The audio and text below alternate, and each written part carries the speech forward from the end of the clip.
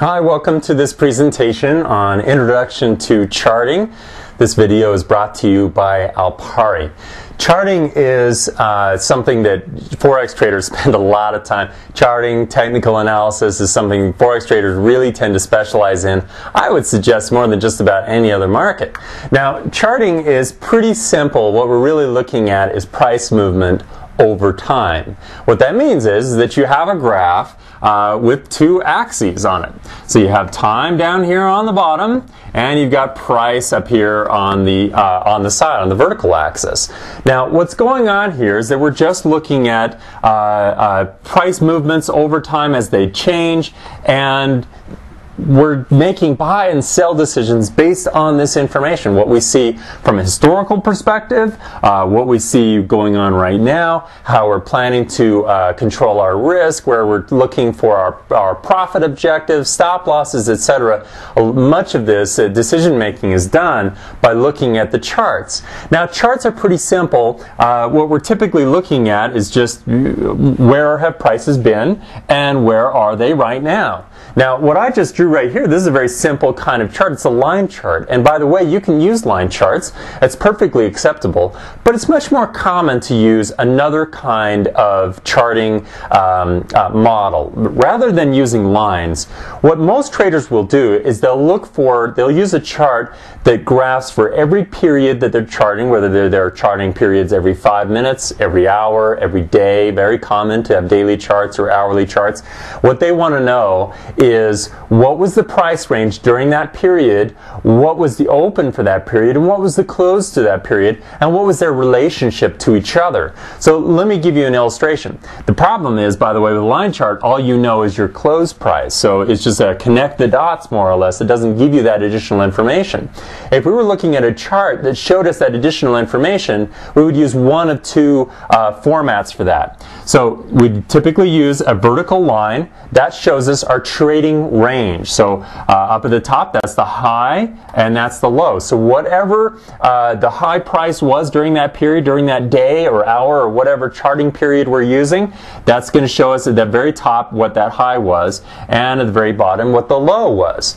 Now, you'll also typically see with bar charts, for example, which are very popular, you'll see a little tick over here on the left-hand side for the open price, and then you'll see a little tick up here on the right-hand side for the close price. So close up here, open down there.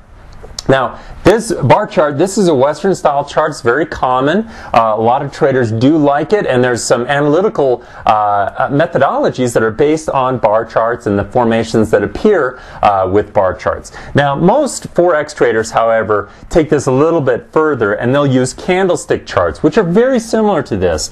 The big difference is these are extended beyond the central line, and you get this little candle looking formation. So we have what's called in the middle here the body, the low, the high. These are both the shadows of the candle, not the wicks, by the way.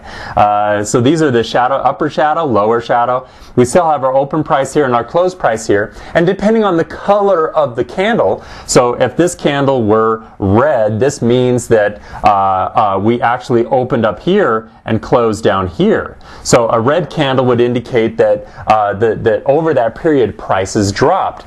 Conversely, however, we can also get candles that are green or clear, depending on your charting, the way that you've set up your charting package. And in this case, our open price was down here, and our close price was up at the top because we've got a green or a clear body of the candle rather than a red one or a black one.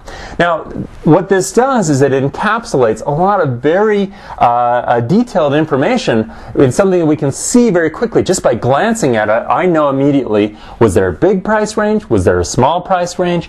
How big was the body compared to the price range? Were we up for that period? Were we down for that period? I don't have to look at any numbers. I know exactly what it is when I'm looking at it, which is why they're so popular.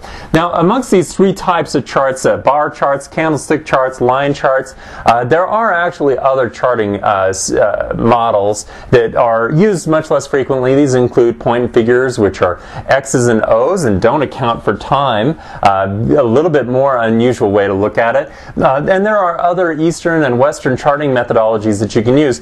But typically what I advise is to get familiar with the most popular. These are very descriptive, they're easy to use, and from here you can branch out into all kinds of analytical tools looking for different candlestick patterns, bar chart patterns, etc. that can trigger trades for you.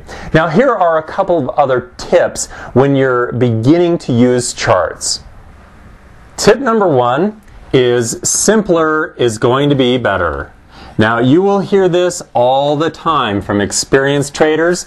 The more simple you can make your analysis, the more successful you're going to be. It just makes things a lot easier. I always call it ornamentation when you'll see traders with very complicated charts, lots of indicators piled on there, different exotic charting patterns and models, etc. It doesn't really impact your trading overall. Simpler is a lot better because you're not going to be distracted by a bunch of garbage charted all over your charts. Lots of times experienced traders will call it analysis paralysis, where traders who have just dumped lots of garbage on their charts, lots of studies, etc., are frozen into inaction because they get no clear indication of what they should be doing.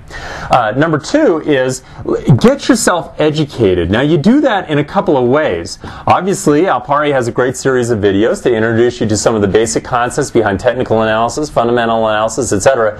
But there is no replacement of being in the live market.